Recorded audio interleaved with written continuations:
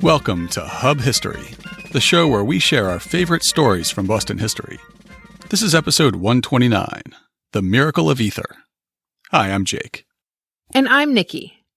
This week, we're talking about the innovation of ether in the treatment of pain, particularly for those undergoing surgical procedures. Many believe that this technique was pioneered at MGH under the famous Ether Dome, but history tells us a different origin story. Before we continue with the show, we want to thank everyone who has contributed to our Patreon campaign. We love that podcasts are free to listen to, but that doesn't mean they're free to produce.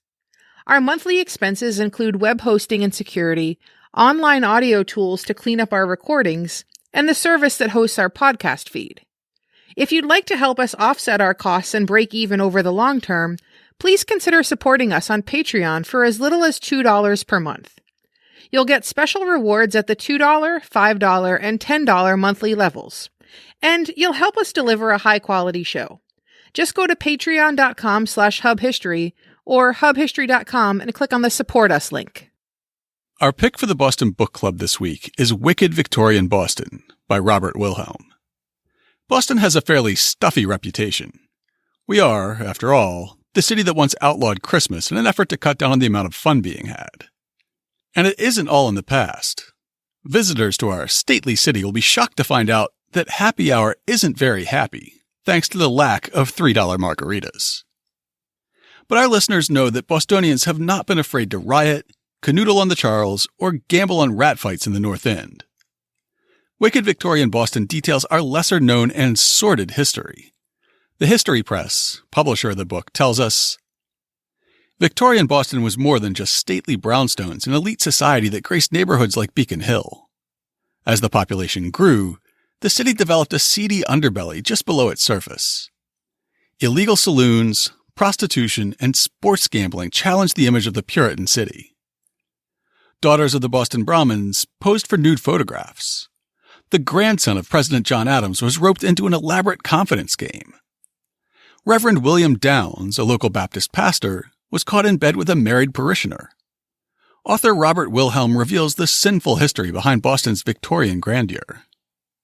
We'll share an excerpt to whet your appetite. Victorian Boston was a battlefield in the war for the souls of men, with the forces of righteousness battling sin at every turn.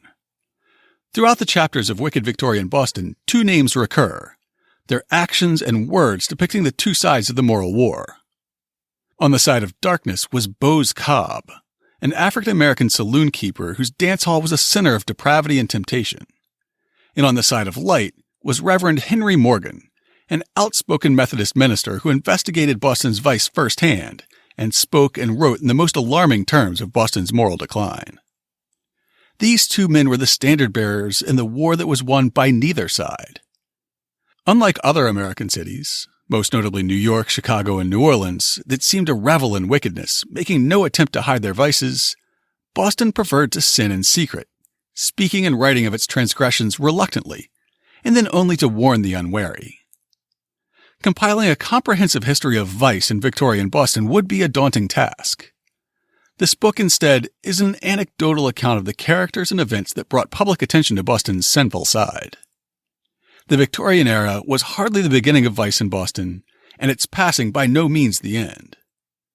But for a brief time between the iron rule of Puritanism and the violence of 20th century organized crime, the city took some quiet joy in being wicked. We'll include a link to purchase the book in this week's show notes. And for our upcoming event this week, we're featuring an author talk at the Copley branch of the BPL, where author Ronald Dale Carr will discuss his book, Between City and Country, Brookline, Massachusetts, and the Origins of Suburbia. The BPL description of the event is as follows. Since 1945, American popular culture has portrayed suburbia as a place with a culture, politics, and economy distinct from cities, towns, and rural areas. Ronald Dale Carr examines the evolution of Brookline, Boston's most renowned 19th century suburb, arguing that a distinctively suburban way of life appeared here long before World War II.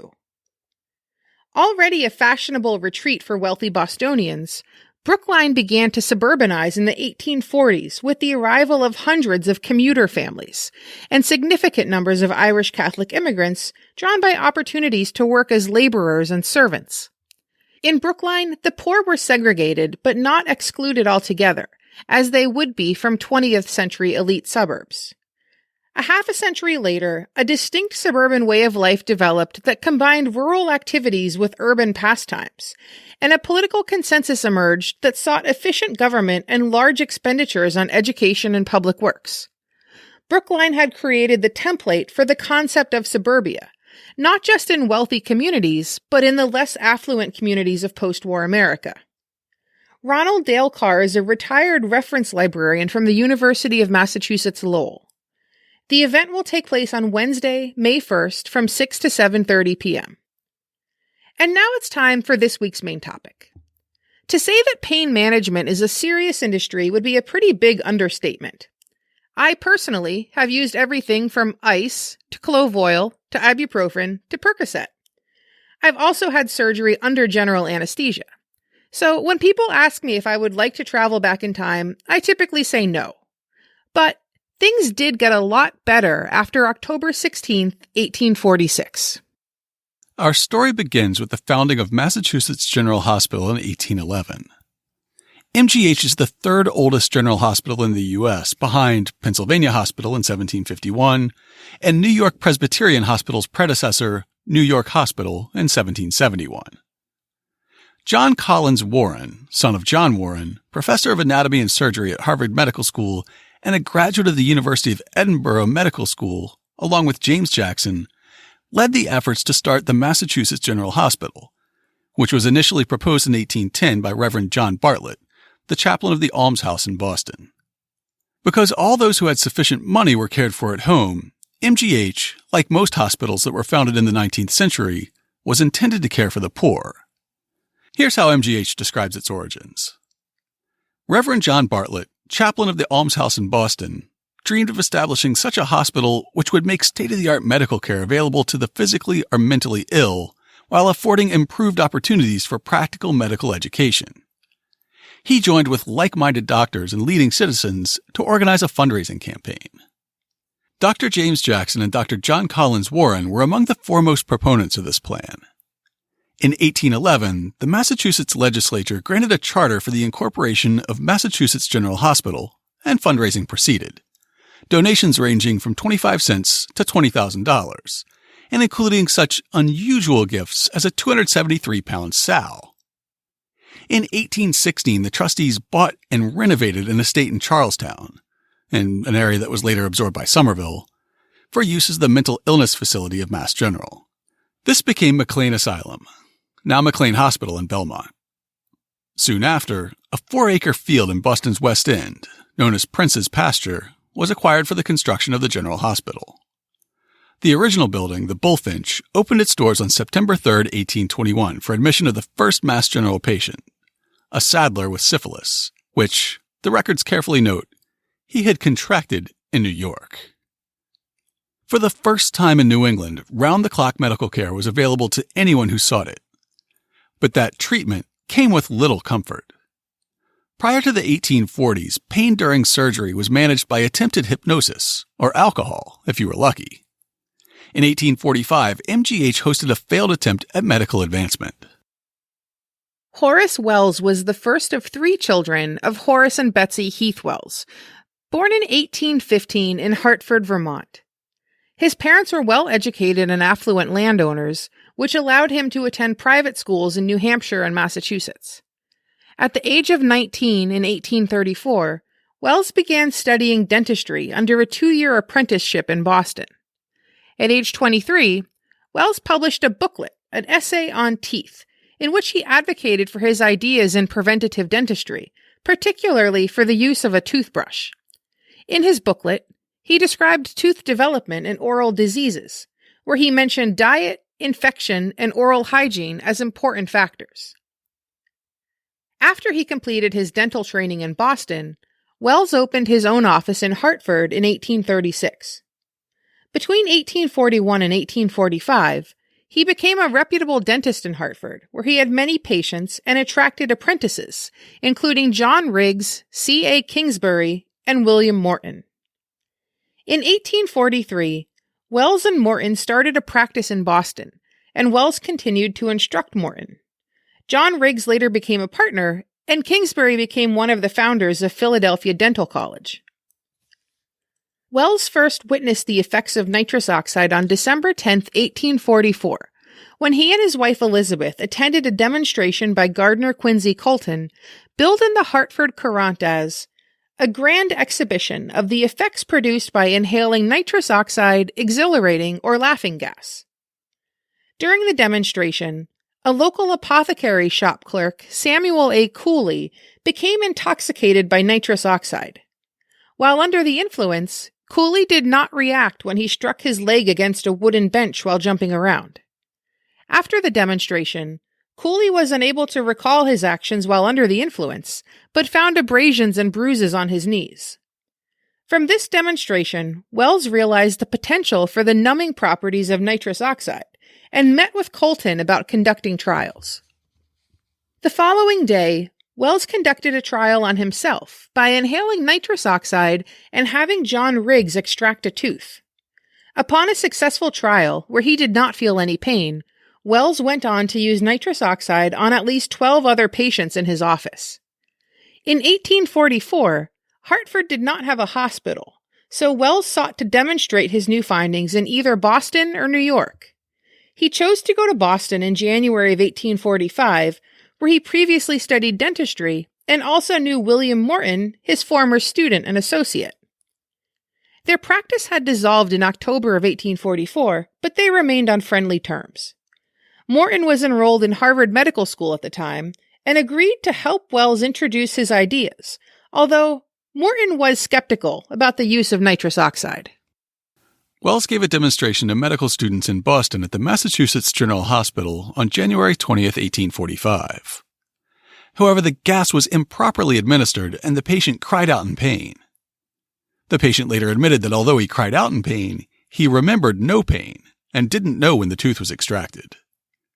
Wells described the endeavor in his 1847 publication, A History of the Discovery of the Application of Nitrous Oxide Gas, Ether, and Other Vapors to Surgical Operations. By invitation of Dr. Warren, I addressed his medical class upon the subject. I embraced the opportunity and endeavored to establish the principle that the system, when wrought up to a certain degree of nervous excitement, by any means whatever, would thus be rendered insensible to pain, and would admit of surgical operations being performed without any disagreeable sensations. In proof of this theory, I related my experience in extracting teeth under the influence of nitrous oxide gas, stating that, with one or two exceptions, all on whom I had operated, numbering 12 or 15, assured me that they experienced no pain whatever. And in further proof of the truth of this principle, I cited analogous cases, as the man who is excited by passion, or he who is much intoxicated by liquor, stating that individuals under these circumstances uniformly testify, when wounded, that such injuries were inflicted without pain. I stated also that I was making use of nitrous oxide gas simply because I considered it more harmless than anything else which could be used for this purpose, assuring them that the same result would follow, let the nervous system be excited sufficiently in any manner whatever. I remained several days in Boston in order to have an opportunity of administering the gas to a man who was expecting to have a limb amputated, but the operation was postponed. I was then invited to extract a tooth for a patient in presence of the medical class, which operation was performed, but not with entire success as the gas bag was removed too soon, and as the man said he experienced some pain, the whole was denounced as an imposition, and no one was inclined to assist me in further experiments. The audience of students in the surgical theater jeered, "Humbug!" After the embarrassment from his failed demonstration, Wells immediately returned home to Hartford the next day. Shortly after, he became ill and his dental practice became sporadic. It went downhill from there. On April 7, 1845, Wells advertised in the Hartford Courant that he was going to dissolve his dental practice and referred all his patients to Riggs, the man who had extracted his tooth. Wells then moved to New York City in January of 1848, leaving his wife and young son behind in Hartford. He lived alone in Lower Manhattan and began self-experimenting with ether and chloroform, becoming addicted to the latter. At that time, the effects of sniffing chloroform and ether were not known. On his 33rd birthday, January 21st, 1848, Wells rushed out into the street and threw sulfuric acid on the clothing of 2 prostitutes. He was committed to New York's infamous Tombs prison. As the influence of the drug waned, Wells's mind started to clear. In despair, he realized the horror of what he had done. Wells requested the guards to escort him to his house to pick up his shaving kit. On January 24th, he then committed suicide in his cell, slitting his left femoral artery with a razor after inhaling a dose of chloroform to blot out the pain. As fate would have it, Crawford Williamson Long, a country doctor from Georgia, would have much more success in his efforts to treat surgical pain, yet he received none of the glory. By the age of 14, Long had graduated from school and applied to the University of Georgia in Athens. In 1835, at age 20, he received his A.M. degree.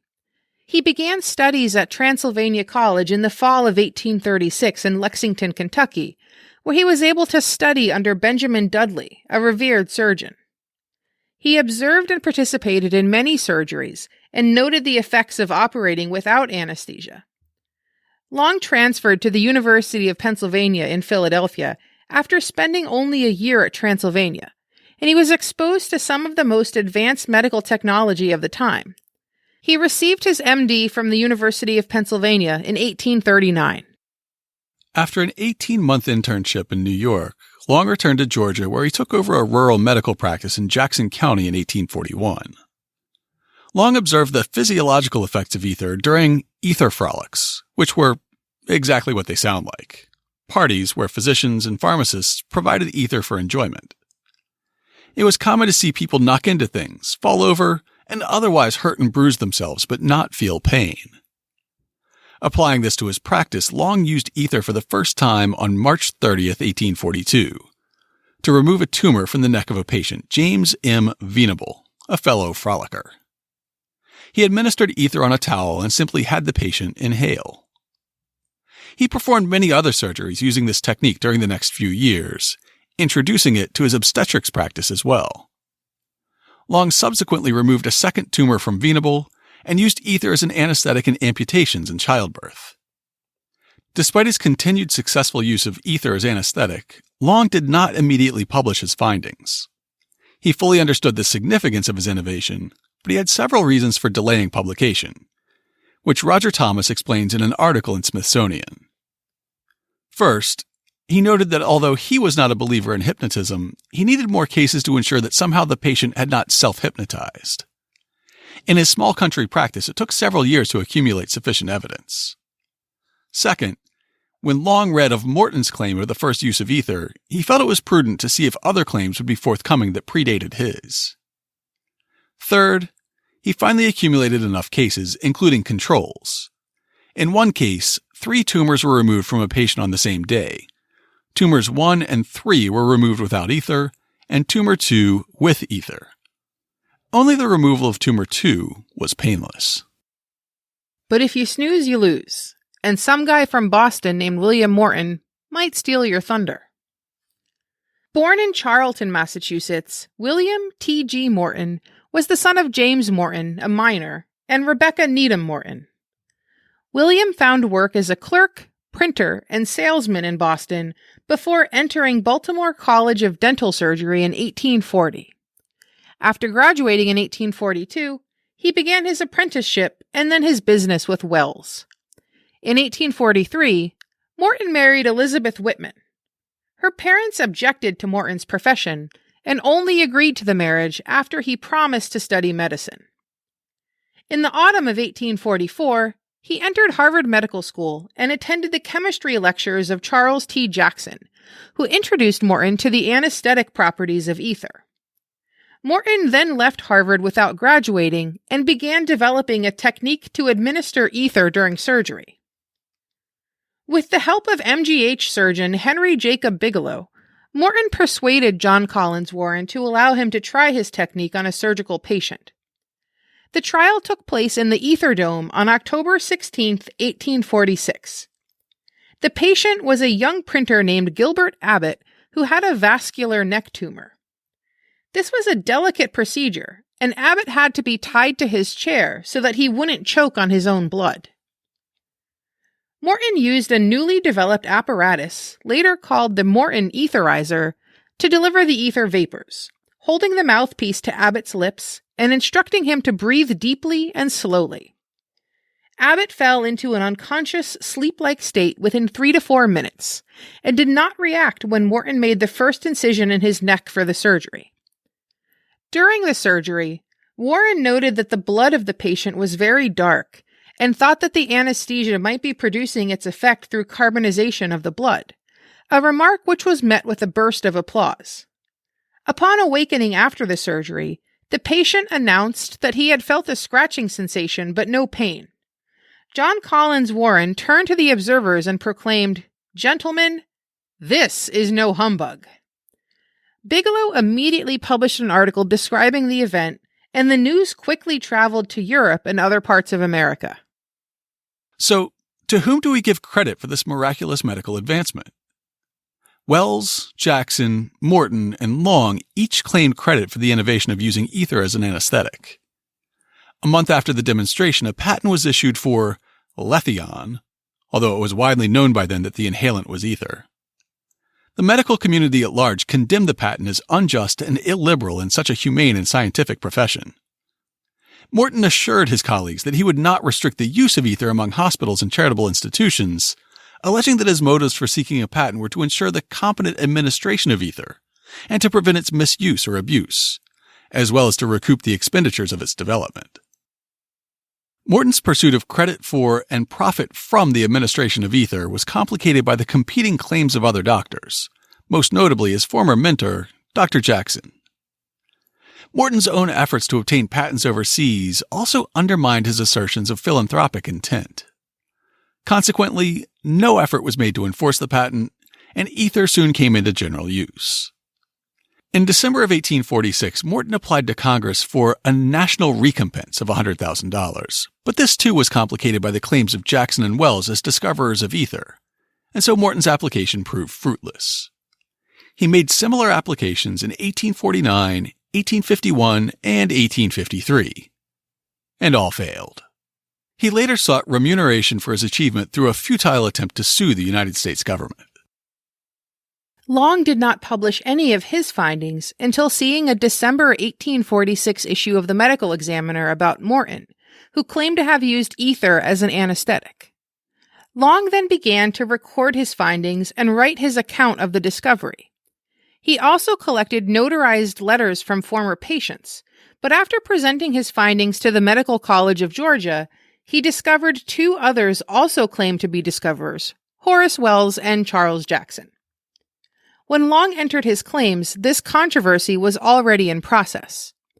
An excerpt from Long's first publication addressing the controversy states, "A controversy soon ensued between Messrs. Jackson, Morton, and Wells in regard to who was entitled to the honor of being the discoverer of the anesthetic powers of ether, and a considerable time elapsed before I was able to ascertain the exact period when their first operations were performed. Ascertaining this fact, through negligence I have now permitted a much longer time to elapse than I designed, or than my professional friends with whom I consulted advised, but as no account has been published, so far as I have been able to ascertain, of the inhalation of ether being used to prevent pain in surgical operations as early as March 1842. My friends think that I would be doing myself injustice not to notify my brethren of the medical profession of my priority of the use of ether by inhalation in surgical practice." Prior to Morton's public demonstration of ether, he had supposedly met with Jackson, who was known to attempt to steal others' inventions, to discuss questions surrounding anesthesia. It is at this meeting where, supposedly, Jackson had suggested to use ether as a means of alleviating surgical pain. Morton had previously experimented with ether, but never on a patient. Jackson and Morton tangled in a bitter legal dispute and pamphleteering war that lasted 20 years. In 1868, Morton read a newspaper item asserting that Jackson deserved the lion's share of credit. Morton became feverish, threw himself into a pond in New York Central Park, and died probably from a stroke soon thereafter. Jackson died at McLean Asylum. In 1879, a year after Long's death, the National Eclectic Medical Association declared that he was the official discoverer of anesthesia. To learn more about ether, check out this week's show notes at hubhistory.com/129. We'll have a link to Wells' publication, A History of the Discovery of the Application of Nitrous Oxide Gas, Ether, and Other Vapors to Surgical Operations. We'll also link to the Crawford Long Museum and the Smithsonian article we quoted. And of course, we'll have links to information about our upcoming event and Wicked Victorian Boston, this week's Boston Book Club pick. If you want to get in touch with us, you can email us at podcast@hubhistory.com. You can call and leave a voicemail at 617-383-9255, and we might play it on the show. We're Hub History on Twitter, Facebook, and Instagram. Or you can go to hubhistory.com and click on the Contact Us link. While you're on the site, hit the subscribe link and be sure that you never miss an episode. If you subscribe on Apple Podcasts, please think about writing us a brief review. It's still one of the best ways to help others discover the show. That's all for now. We'll be back next week with an interview with Earl Taylor of the Tide Mill Institute to talk about, you guessed it, tide mills.